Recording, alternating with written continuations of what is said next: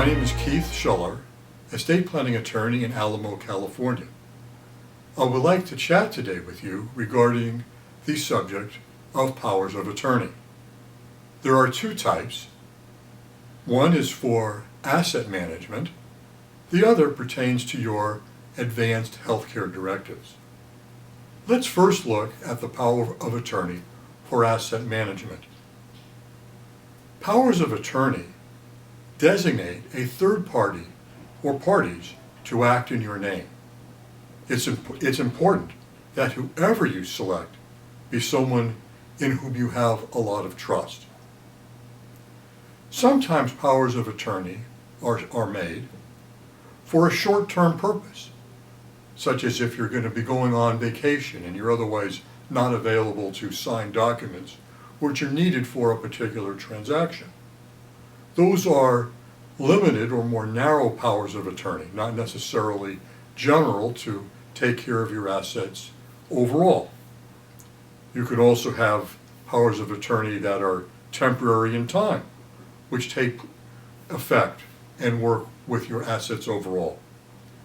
But the most significant ones are the durable powers of attorney. These are ones which will have effect even if you're incapacitated. Normally, powers of attorney's effects cease in the event of your incapacity. With a durable power of attorney, the appointee, whoever you designate to be your attorney in fact, their authority continues or arises notwithstanding your incapacity. Why is it so important to have an attorney in fact in the event of your incapacity? It is not the case that you always have to have a power of attorney appointed. If you become incapacitated, the court system, and in California, that would be through a conservatorship, can be established to manage your assets. It has the benefit of court supervision and the interview process that will occur when a third party appointed by the court system goes out to interview you and see how your affairs are being overall handled. However, the conservatorship process is more expensive and it can also take additional time. An attorney, in fact, can be appointed to make the important financial decisions in the event of your incapacity. There's a couple choices you have. One is whether you want a power of attorney to be immediately effective and then continue notwithstanding your incapacity. The other type of power of attorney would be one that would only spring into life in the event of your incapacity. Whether you wish to have a third party or parties immediately appointed to make decisions for you, or to have those persons empowered only in the event of your incapacity, is a very important decision.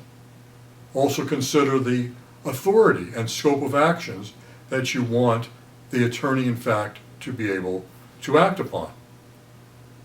Two of the most important areas for consideration are the making of gifts and changes to an estate plan. If you appoint a third party to be the attorney in fact, or parties, it's important to consider if you're going to allow changes to your estate plan. Do you want to narrow the scope of changes that they can make? Do you want to have checks and balance so that the person you appoint does not unduly favor themselves or their own loved ones? Similarly with gifts, in California, the authority to make gifts only arises for an attorney in fact if you allow that to occur. You may want authority to be given, and if you do, it's important that you narrow the authority to make gifts.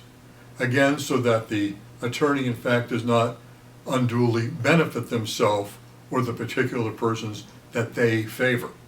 So, in essence, the power of attorney can be of great help for you with the management of your affairs, whether it's from a temporary point in time that you're not available, or in the event of your incapacity, and provide a less expensive means to manage your financial affairs and/or transfer assets to a living trust in the event of your incapacity.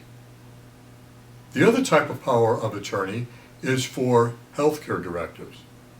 Every now and then we see in the news the very tragic situation in which someone is in a coma or in a very advanced state of bad health, and the question arises, do you wish to have life prolonged? Well, what healthcare decisions are going to be made?